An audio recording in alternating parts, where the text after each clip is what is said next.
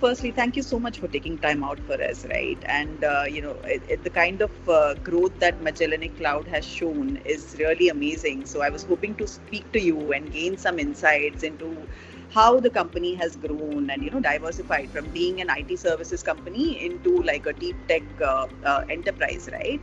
And also, I'd like to understand about the kind of barriers Indian companies face when they try to scale their operations globally, and also gain from your leadership perspective, right? So, if we could begin this conversation with you sharing some insights, on how Magellanic Cloud used to be a standard IT services company, right? And then you diversified into a multi-vertical deep tech enterprise, which now covers drones and AI and e-surveillance, right?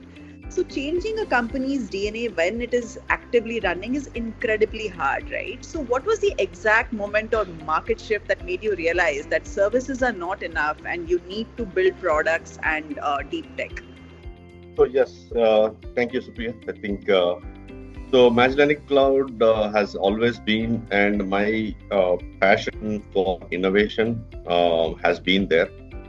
So always look for what is the next trending and for the next decade that the entire world and economically how we can make that happen in India. These were always the driving force for me. So even if you call a regular technology space, I have been always the front runner in whatever technology comes in IT space. Uh, into cloud, be it into early adoption of AI, be it into any other research mechanisms and whatnot. So moving ahead, directing, going in that direction. So that is the inspiration that I always take. I always sit back and spend enough time in doing that research analysis and how the big players are taking this. So AI would have not been possible if there was not enough of computing power and not enough of the provision of cloud mechanism. That would have not been possible. So that being said, chip designing and all of that, getting that power in your edge was the crucial, which NVIDIA solved it and trying to go ahead.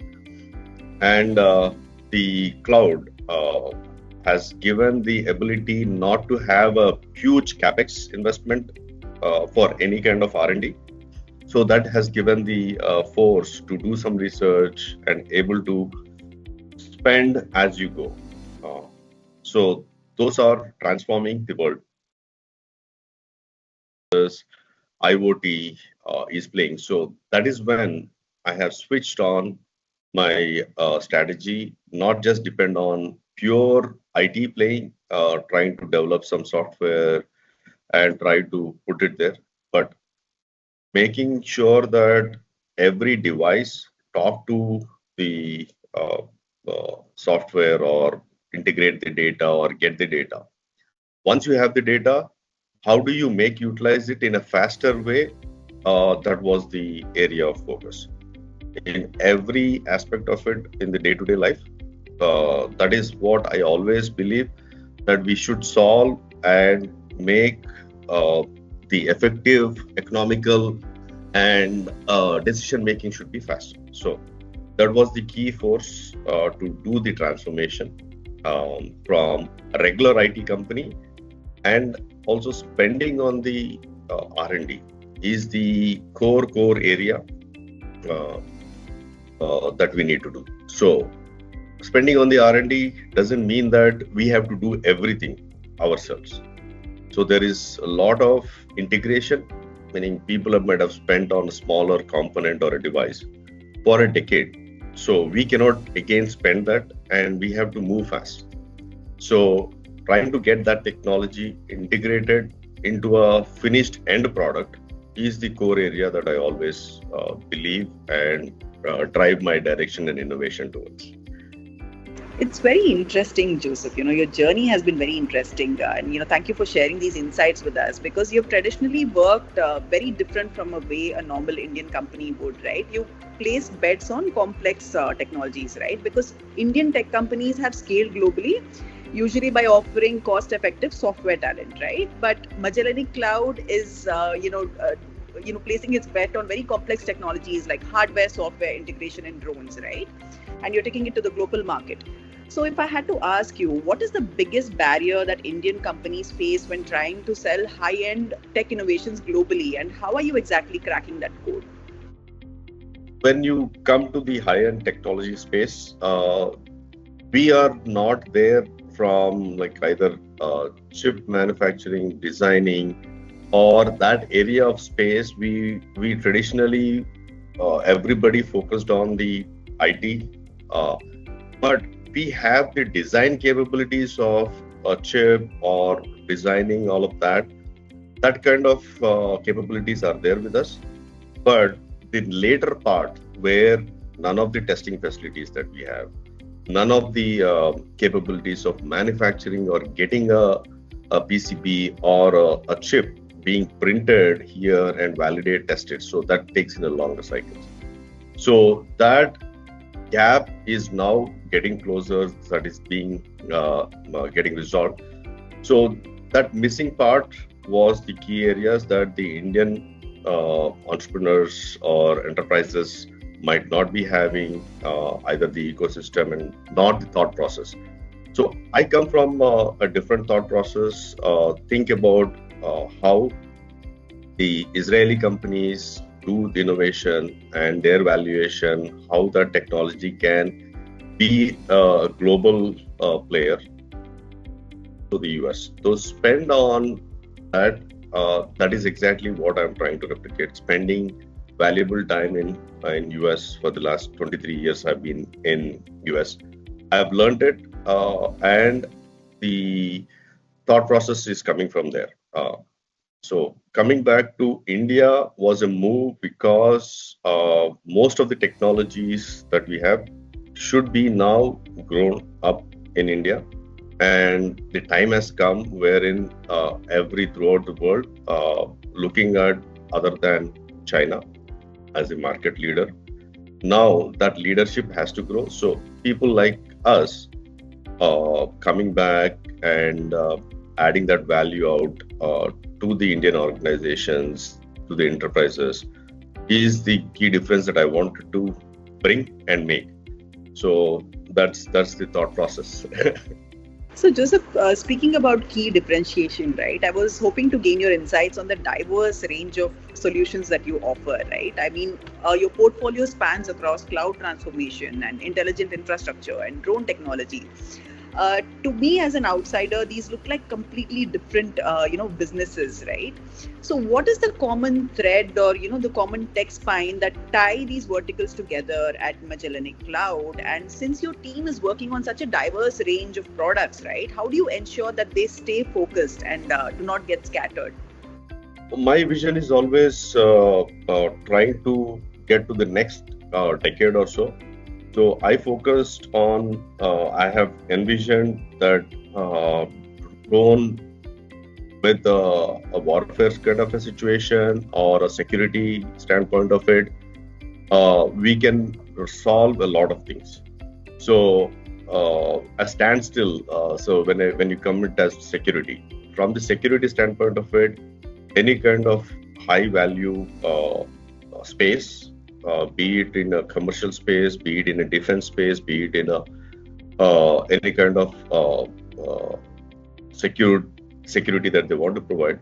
Now, traditionally, they are going with regular CCTV and doing an eyeball monitoring, sitting in the command center or at the gate. They watch like 10 cameras. That is a traditional way of having it. How can we solve it? And there is a definitely the path towards solving those kinds of areas. That is where I have focused. So the acquisition and people think that it is limited. Most of the enterprises saying that okay, once they reached or whatsoever. Oh, I crossed my limit, and this is what it is. And um, Indian thought process is why do we have to do? And people are not thinking about how we can make our country great and how we can transform that. Rather, they'll say, okay, why me? And people always say that, oh, it is just for the money. No, it's the passion and the innovation that has to be within the country, that has to be established.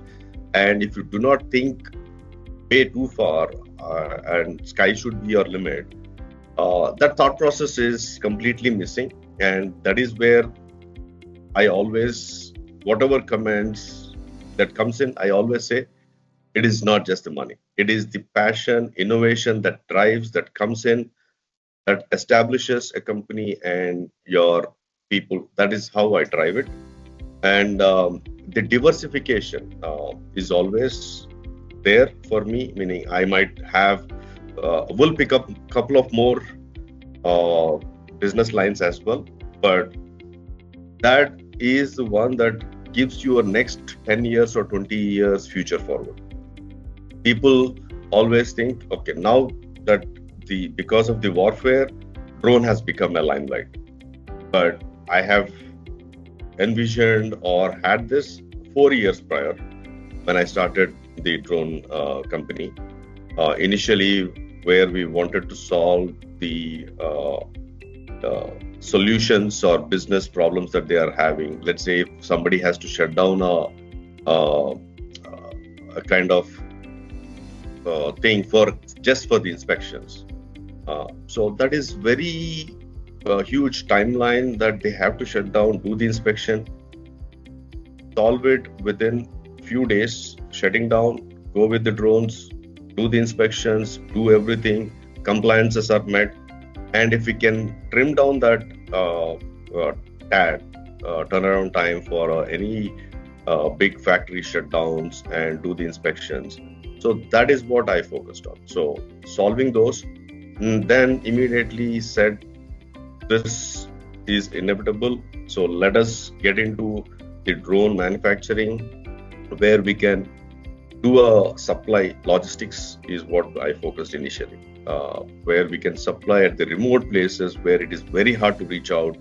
And that drive is driving the businesses for the defense forces, as well as some of the complicated areas where you have to deliver for transmission towers. You have to deliver off-the-shore rig, some of the key components that are needed for the oil and gas industry. It could be mines where you need a key component that has to be delivered, high-value items that need to be delivered. So all of these are driving this business. Next is focused is on surveillance. Now, everywhere you are seeing the drones, not just the defense forces.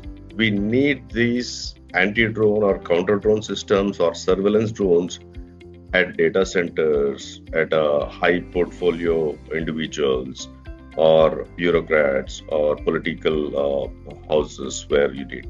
So everywhere this defense counter mechanisms has to be there. The airports and the army bases.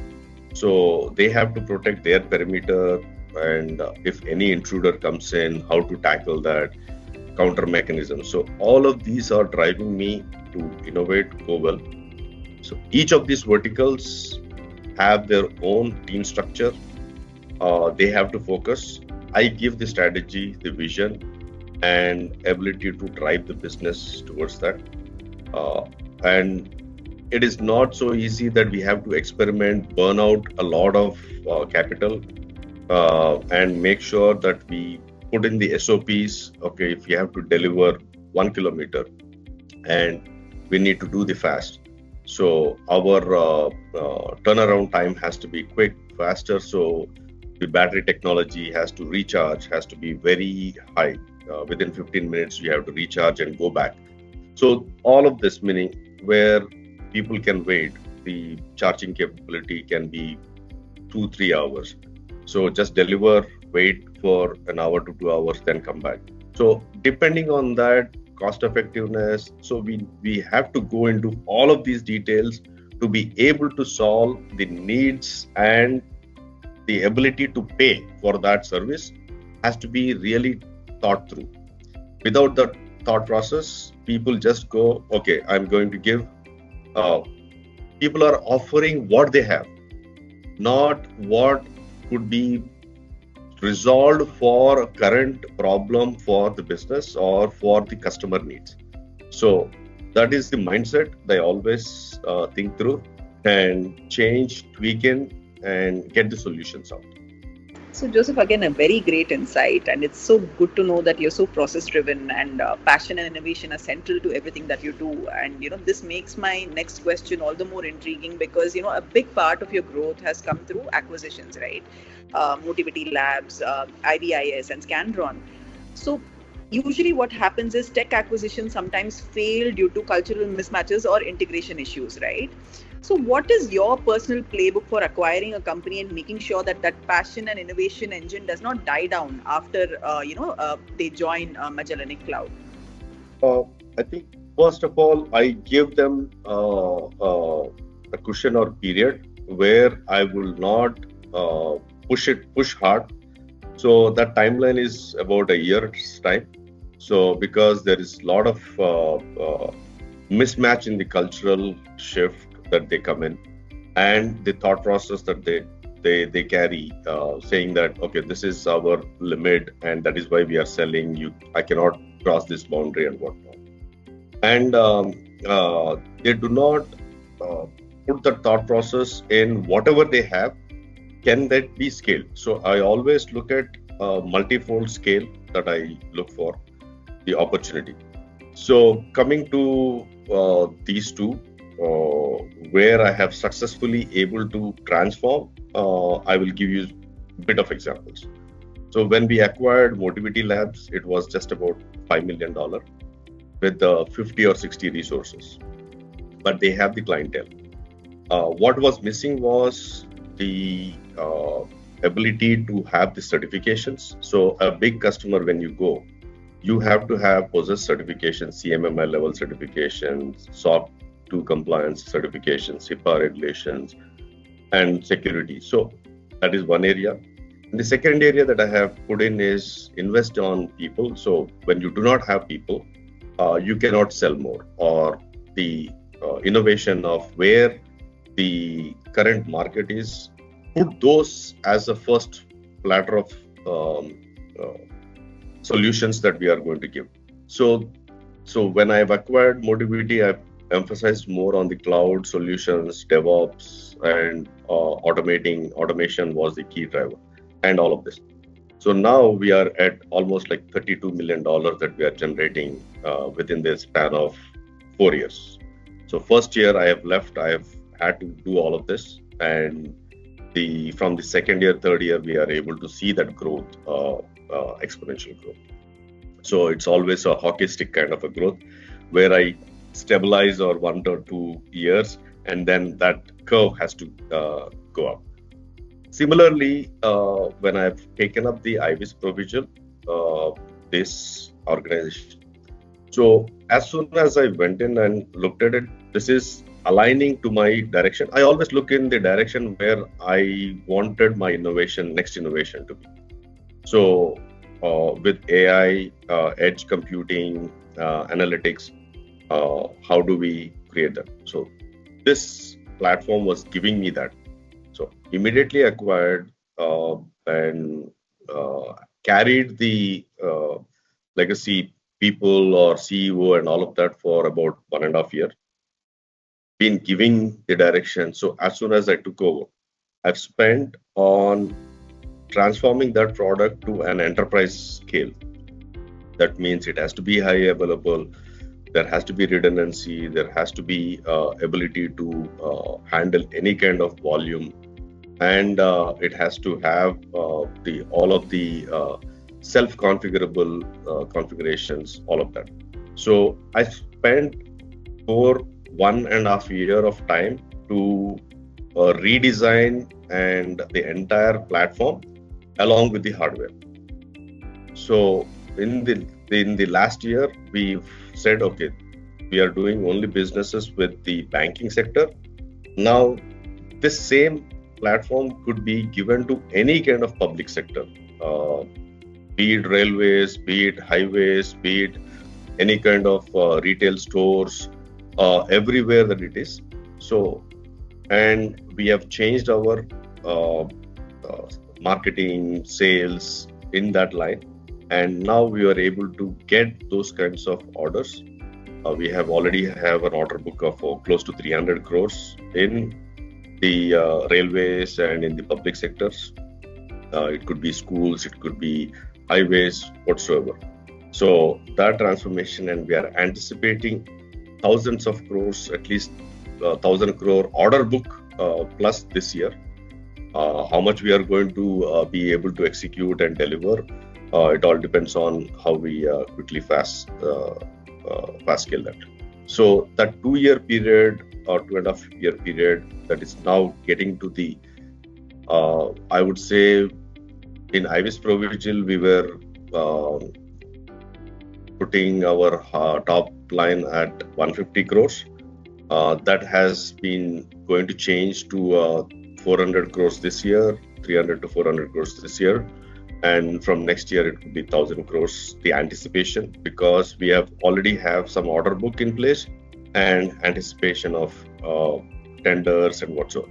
So that is the transformation of, and put in our energy, efforts, capital into those lines and drive the innovation that way.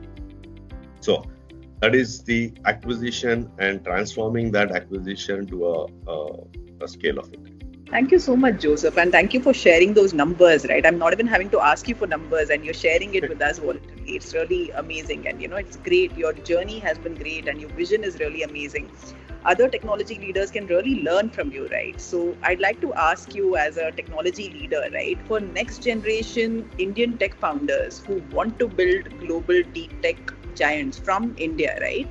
And not just services companies, but as innovation leaders. What is one piece of unconventional advice that you'd like to give them based on your journey, of course?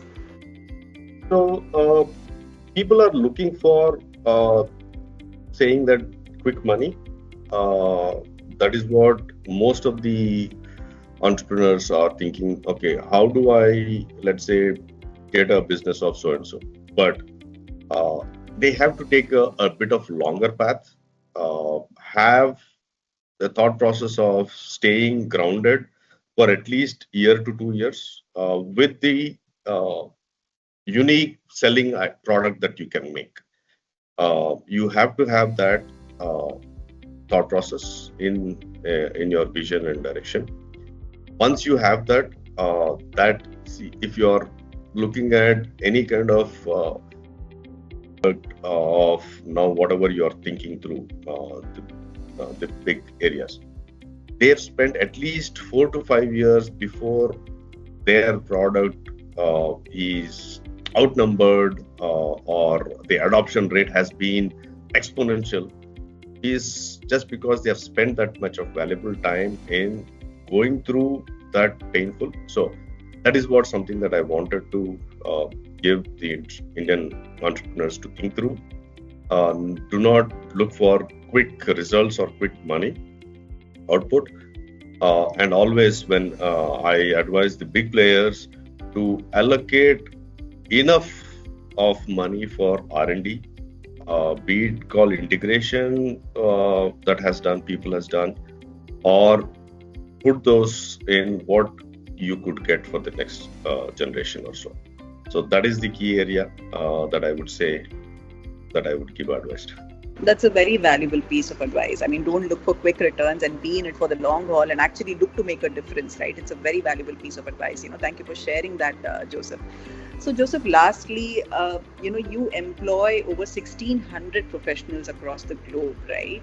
I'd like to gain your perspective on the talent in India, right? Is India producing the right kind of talent for deep tech fields like, autonomous drone software, or are you having to entirely retrain your workforce, in order to be able to do this kind of innovation that you expect from them?